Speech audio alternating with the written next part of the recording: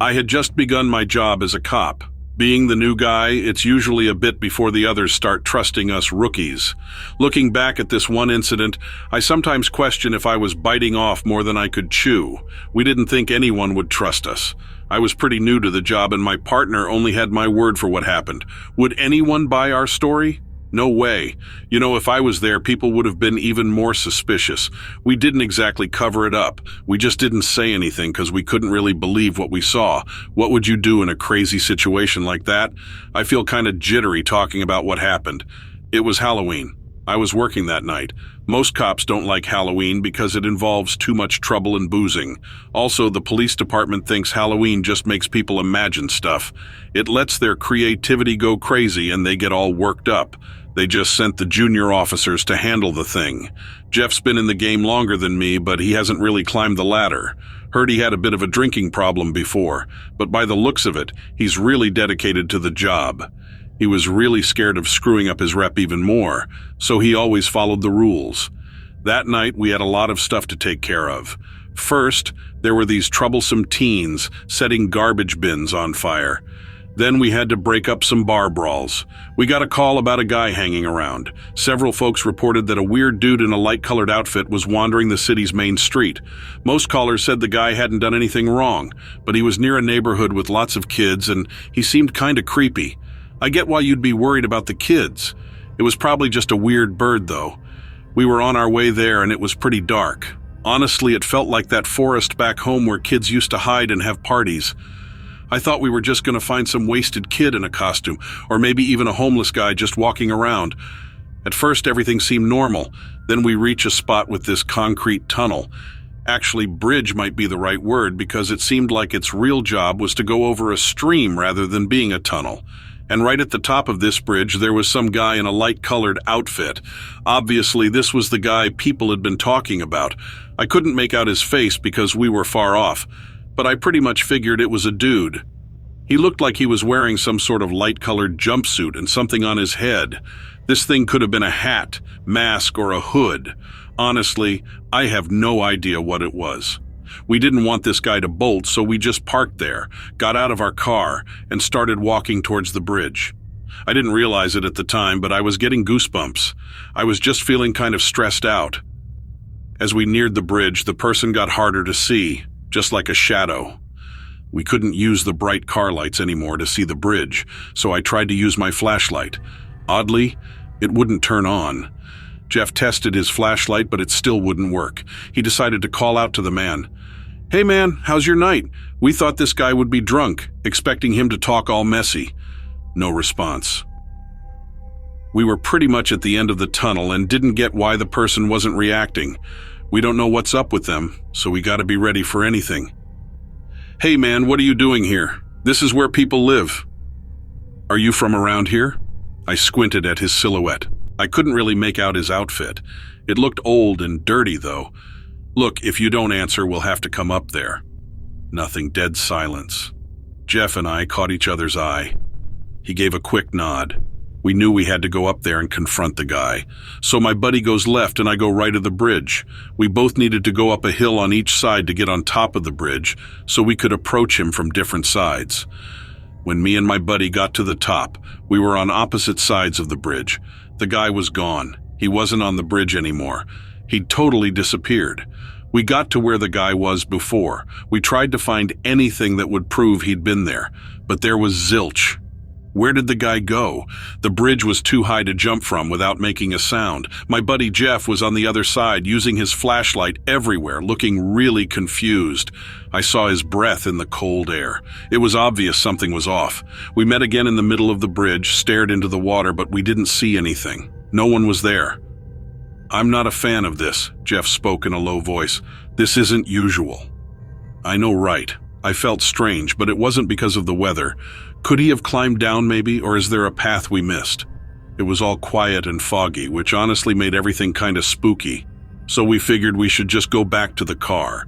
We knew we had to tell someone, but what would we say? That a guy just disappeared out of nowhere? While we were going down the hill, I couldn't help but feel like someone was watching us. I kept checking behind us, yet nothing was there. We reached the car and Jeff didn't utter a word. We went back to the station without talking, both of us deep in thought. We filed our report, but even our boss didn't get what was going on. He just told us we needed to rest. That night, Jeff and I just couldn't catch any sleep. We kept thinking about it, trying to understand what happened, but we found no answers or sensible explanations. You know what's even crazier? A few days later, we got another call. The same bridge, the same guy. But again, when the cops came, the guy had vanished.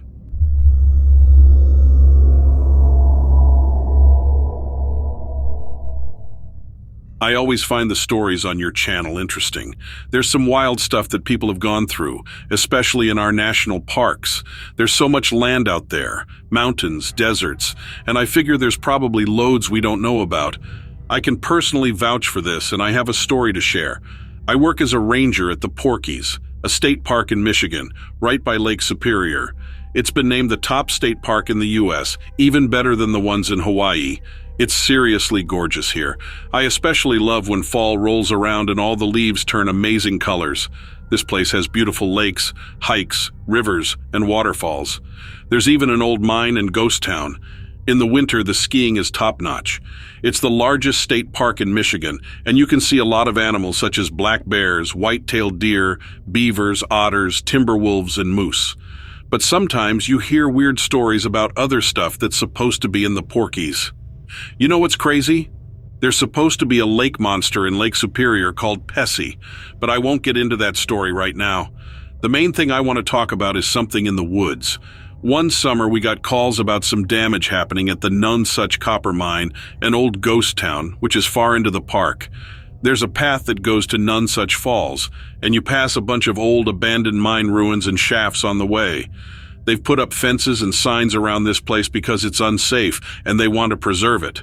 They asked me to take a look, and I was amazed to see this mine shaft in really bad shape. The weird thing is, it seemed like something had exploded from the inside with stones and debris thrown everywhere. While I was there, I thought I saw some big footprints in the ground leading towards the nearby forest. Sometimes we hear about Bigfoot sightings, but they're always false alarms. When this happened, I found it hard to believe that it was real, but I still took photos of the footprints and mess for my boss. Even though I knew it might not be smart, I tracked the footprints into the forest. The deeper I went, the harder it was to follow them. I saw some snapped branches and other signs that something big had passed through. Then I smelled a really gross smell like something had died. I went further into the forest and eventually found a dead bear. It seemed like it had been dead for some days. Some of it was eaten, but what got me scared was how brutally it was ripped apart. I can't think of what could have done this to a bear, but it must have been something huge and strong. I made up my mind to get out. I quickly moved back to the main path, but I bumped into a smell that was even worse than the dead animals. It was a horrible blend of pee, wet dog, and sulfur.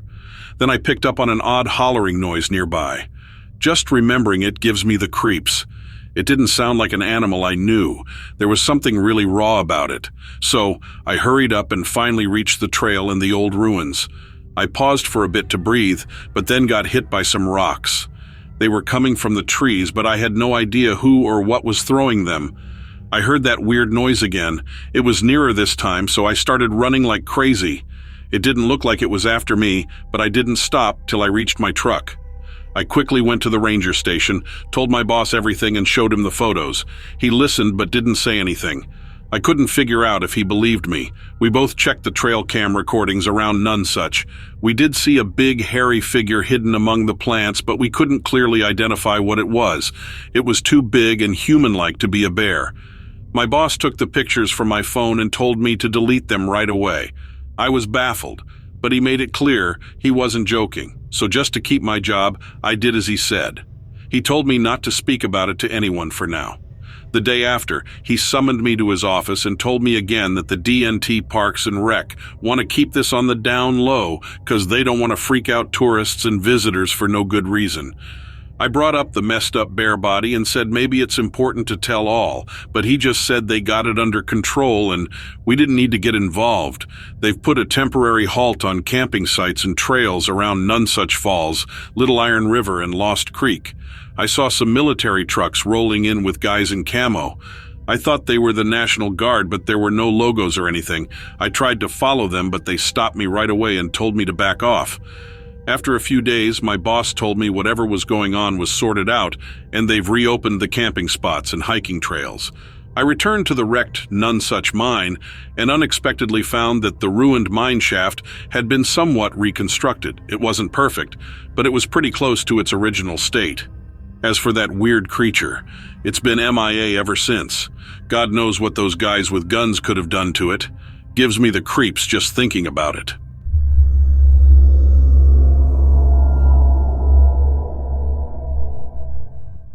I camped out with my college besties right after we graduated. We planned to have one final get-together before we all moved to different parts of the country. We just stayed 2 nights at a popular and clean local park. The main thing about it was a swimming beach. It wasn't some far-off wild place. It was just a regular state park. We weren't worried. Bad stuff just wasn't on our radar. We arrived on Friday night. The campsite was really close to the parking lot, less than half a mile away. There were carts at the lot that we could use to haul our stuff to the site. We managed to set up camp in under an hour. Everything was going really smoothly. You know how those scary forest stories always start with someone having a weird feeling and ignoring it? Well, we didn't have any of that. That first night it was almost dark and we were all super hungry, but we wanted to swim at the beach quickly. By then, most of the people who'd been at the beach during the day were gone. As soon as the sun set, we had the whole beach to ourselves. Everything seemed normal, but just as we were about to leave, we all noticed a white light over the lake. At first, we thought it was just the moon's reflection on the calm lake water. We all stopped and stared at this light. It was as if it put us in a sort of daze. The moon got covered by clouds, but its light was still bouncing off the water. I was really curious to know why, so I decided to head towards the lake, but my buddy stopped me. She asked me what I was up to, and I was like, I really don't know. I can't tell why I acted the way I did. For some reason, the more I looked at the light, the more attracted I got to it. I guess that was the moment I should have seen something was off, but I just didn't. I never thought I was around anything bad. My buddy thought it was probably just some trick of the light and mentioned it. We both agreed and headed back to camp. We cooked up some dinner over the fire, and I pretty much forgot about the weird light. I kept thinking about what it could be, but it didn't really bother me as much as it did when I saw it at the lake. We all had a great time at the campsite that night. It rained, but our tents were fine. There were some puddles here and there around the campground. I didn't see it until I took a walk that morning and bumped into a pretty big puddle smack dab in the path. The water was almost black, and there was this light in the middle of it. The same light we'd seen in the lake last night. That's when I realized the light was under the water, not reflecting off something above it. I went back to the camp to bring my friends to see the pool. But when we got there, it was just a regular pool of water, not black or anything, and there was no floating light. I guess it was just weird. Anyway, we just went on with our hike, so we had a regular day. We walked about 8 miles, enjoyed a picnic lunch, and cooked another good dinner on the campfire. We decided not to hit the beach that night. Around 3 a.m. on the last day of the trip, I woke up to some screaming in the woods. I got up and left my tent. My friend was there. She was having a bad dream. Just so you know, she sometimes gets really bad nightmares and talks while sleeping. It's not common, but it does happen. I was kind of relieved when I found out it was her and not someone getting hurt. We woke her up and tried to keep her cool while she figured out she was just having another nightmare and that everything was fine. I whipped up some coffee using the camp stove and we all chilled in my tent. I asked her about her dream and she gave me a blank stare saying, "There's something in the water. Don't go after it." I asked her to explain more, but she didn't. We tried to sleep again, but none of us could. I wanted to ask more about what she saw in the water, but I didn't want to upset her more. It was probably just a nightmare. Even though we were all knackered the next morning, we pushed ourselves for another hike. It was another great day in the park. We ate dinner early and began packing up our stuff and loading it into the car. We didn't realize how long it would take, and by the time we finished, it was almost dark. We had to drive past the lake to get out of the park, and that's when I suddenly felt sick. I felt so ill. I had to stop the car because I thought I might puke. The moment I got out, I felt okay. But then I saw that weird white light over the lake again. There was something moving under the lake, and I just couldn't stop staring at it. I was stuck, like I couldn't move at all. The light was stretching out like a snake, going from the other side of the lake to the beach. When it hit the ground, it just kind of splattered. It was just like a puddle of glowy stuff, kind of like bottled moonlight or something. I've never been back to that park, and I still don't know what that light was all about.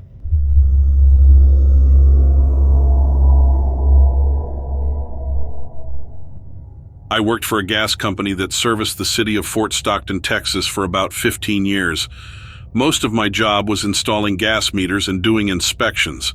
Not the most exciting gig, but the pay was decent, and my dad had worked for the same company. Fort Stockton was about a 2-hour drive from Big Bend National Park. If you've ever been to the area, you'll know there have been some strange goings-on around there. It's a beautiful place, don't get me wrong, but I've heard one too many ghost stories to be ever going down there at night. I'm not saying I'm superstitious, but there are things out there that shouldn't be, and I've seen one of them for myself. I was running late on my last job of the day. It was just before 6 o'clock when I got a call about a potential gas leak. The house was a 45-minute drive into the desert, but when we get a call about a gas leak, it's urgent.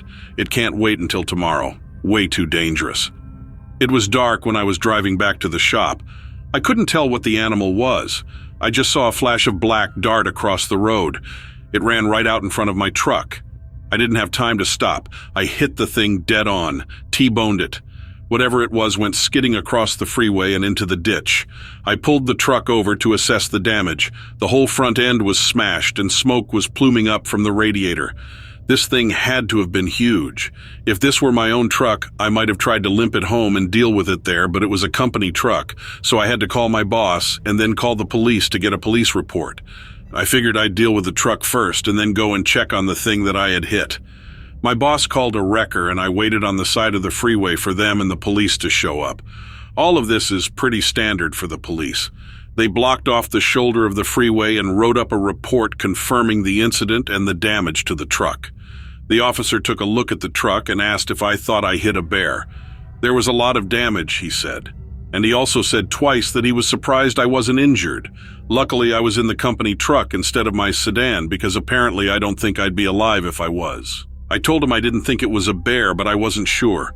I went along with the officer as he followed the blood trail of the animal, following it into the ditch. We eventually found it lying about 30 yards off the road down in some brush. We were both speechless when we saw it. We looked at each other and then back down at the body. Neither of us needed to say anything. We knew what the other was thinking. This just wasn't possible.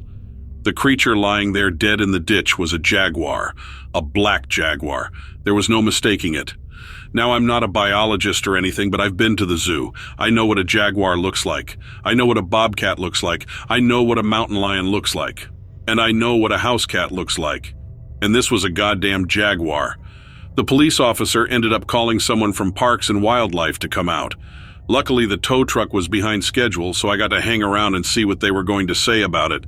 Meanwhile, a whole fleet of vehicles showed up to retrieve the body. I thought that seemed strange, and everyone from the fleet looked really serious. A few of them even looked like undercover government officials to me, but what do I know? They pulled the dead jaguar onto the road before loading it into the back of a covered pickup truck. And I'll tell you again, this was definitely a jaguar. These things are claimed to be extinct in Texas, though they used to be native to the area. The last confirmed jaguar was supposedly shot in 1948. If you ask Parks and Wildlife, they'll tell you there are no jaguars in the state. None at all. The wildlife guy looked me right in the eyes and told me it was a melanistic mountain lion, not a jaguar. I pointed to the body and said, "You and I both know that isn't a mountain lion." He told me if I kept going on about jaguars that he was going to have to call an ambulance to have me checked out for concussion or brain injury. The look on his face told me he wasn't joking, and I took that as an indication to shut up. Before he left me alone, he asked to see my phone, and I knew for certain that if I didn't hand it over, I would likely find myself in a padded room that night. The only thing he looked at was my camera files. I watched as he even quickly maneuvered himself through my deleted and hidden folders in my camera app. He eventually gave me back the phone when he didn't find anything. I mean, he was very stealthy and was no way just a normal old Parks and Wildlife guy. The tow truck came and I caught a ride back with them, knowing full well that there was a dead jaguar in the back of the Parks and Wildlife truck, even though they claimed it was something else.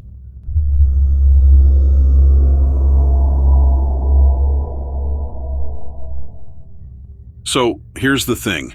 I'm a gardener. Where I live, I usually end up working for some pretty wealthy folks. Usually I stick around and work for the same big fancy house as long as they want me. Well, it's not as surprising as it sounds, really. My previous job, I was there for 8 years, but my boss relocated and sold his huge house. They let me go when it wasn't the best time to find a new job. Not many folks were hiring then. I felt pretty lucky when I landed a job at this new place. They told me when I started that the only folks living there were a young couple. The place was a family inheritance from the husband's side, stuck smack dab in the middle of nowhere. They couldn't rent it out because it was too far from the beach or any interesting stuff. They didn't have pets or children. It was just the Davises and us, the staff. The first issue was that there weren't enough people working there. Davis's garden was pretty big. 5 gardeners would have been ideal, but they only had 2, including me. I should have seen that as a warning sign, but, I really needed the cash. I began working there during autumn, which meant I was straight away into the planting season. I mostly spent the first couple of weeks clearing out the dead trees that had taken over. You'd expect a gardener to miss a tree here or there, but it looked like the whole yard had gone to ruin. It's obvious nobody had bothered to look after it for a while. There were parts of the house we just didn't use anymore. We had our employee rooms out back and they were okay. But the rest of the house? It looked like no one had been in half the rooms for years. One night I popped a question to the cook, given he had been working there the longest. I was wondering if the house was someone's additional property, and maybe they didn't care much for it because no one actually resided here. But he told me that this house has always been the primary residence for Mr. Davis's family ever since he was born. About 6 months before I got the job, things started to go wrong. Most people thought we were running out of money. That seemed like the most logical reason for such a big change. I bought into that theory as well. One night I decided to stay late in the garden. I was trying to wrap up building some plant beds so I wouldn't have to worry about it for the rest of the week. I planned to head to the closest town for a couple of days to look for some last-minute work. I was alone, right at the back of the garden near the edge of the woods. My flashlight stopped working. Just as I was getting ready to go back inside, it felt like someone put their hand on my shoulder. A really cold breeze hit me, so cold that I started shivering. I heard someone walking towards the main house from me. It was dark, but I could see a bit because of the moon and the house lights. I was sure I was the only one out there, yet I heard these steps. I can't really explain it, and I didn't want to. I just grabbed my stuff and rushed back to the staff room as quickly as possible. I didn't want to make a fuss, but honestly it freaked me out. It was the first time I felt something else was there. In the following weeks, it kept happening. It followed the same rhythm. The closest light would turn off. I'd feel a touch on me, like on my elbow or a pat on my back, like they wanted me to shift. After it happened for the 4th or 5th time, I couldn't handle it anymore. I asked the other gardener, Martin, if he had experienced anything strange. He initially acted like it was no big deal and laughed it off. I thought I was alone in this, but when it happened again, we were together. He felt it too.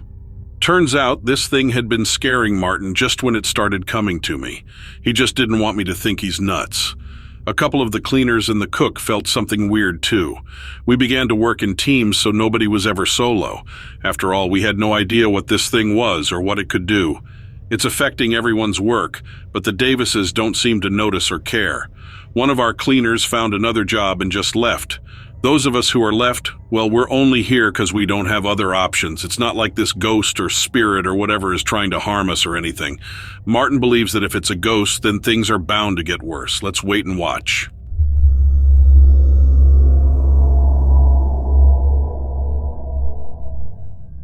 It was Friday night, and I was just chilling after work. I was basically just channel surfing on the TV, not really watching anything specific.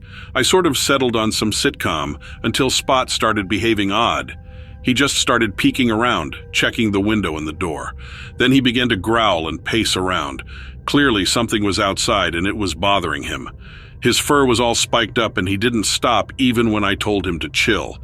I didn't want him to get hurt, so I placed him in his crate. I put on my shoes and jacket because it was very cold, being November, around a week before Thanksgiving. There was a bit of snow too. I switched on one of the outdoor lights and walked outside. At first I didn't hear anything, but the wind was getting stronger. Initially I thought it was just leaves being blown around. Something felt off, but I can't really put my finger on it. So I grabbed a shovel that was beside the house, which I'd used a few days ago for some gardening. At first I felt silly. Like, come on, you're in your own backyard, what's the big deal? I checked around the garage, the deck, and along the fence, but didn't see anything. I didn't notice anything until I headed to the back door. I saw something moving, just a shadow initially. I looked up to the roof, and I stepped back a little for a clearer view. That's when I saw it, hiding by the chimney, clutching the roof, trying to appear smaller. It was quite short, about 4 or so feet, but it was hard to be sure because it was on its hands and feet. Its arms and legs were thin and lengthy. It appeared to have nails or claws, something sharp. It's tough to distinguish. They were buried deep, but it's the face that haunts me the most. It was pale, the whole creature was, like a whitish gray color. It was kind of grayish white and appeared lighter because it was dark. The thing had a big head, probably due to its skinny body. It had massive eyes that seemed to glow in whatever light they caught, like a cat's or dog's would. This thing had nostrils like thin slits, and its mouth was trembling a bit at first, but when it hissed at me, I saw its sharp teeth. I believe it had a pointed tongue. It kind of flicked out when it hissed. At first, I didn't know what to do, until I realized I was holding a shovel. I held the shovel up initially, but when it didn't stop, I started to swing it towards the edge of the roof. The creature was quick and agile, just like a cat. I thought I could get to it on the deck. I rushed up the stairs and it was looking straight at me. I tried hitting it with the shovel. At first, it seemed scared and stepped aside, but when I tried to hit it the third time, it literally swatted the shovel away and hissed at me. I really didn't want that thing to jump on me. My gut was telling me it'd be really bad. So I tried to pull myself together and began to thrust the shovel towards it. Then it hit the shovel again so hard that I fell over. I thought I was done for, that this creature had killed me. The shovel was out of reach, dropped and rolled away when I fell. I thought something was going to fall on me, so I shut my eyes, but it didn't happen. I opened my eyes, got up, and there was nothing on the roof. I think it disappeared, but I wasn't going to risk it. I was so pumped up, I'm not sure why. I dashed into the garage, fetched a ladder, and grabbed a hatchet too. Then I leaned the ladder against the roof and climbed up. I checked out our roof and the neighbors too, but couldn't find anything. I ended up waking my wife, who was totally puzzled. After that, I went back inside, put the ladder and hatchet back, and locked up everything. Then I told them the whole story. She said she trusted me, but I wasn't quite convinced until the following day. I barely slept, probably got maybe a couple of hours, tops. I'm not quite sure. In the morning, I returned to the roof to take a better look around in the daylight. Then I spotted it. There were a bunch of damaged shingles, looked like scratches or something, close to the chimney. I took them off and showed them to my wife downstairs. You could tell it hit her hard, just by the way she looked at me. I'm not sure, honestly. Without Spot, who knows?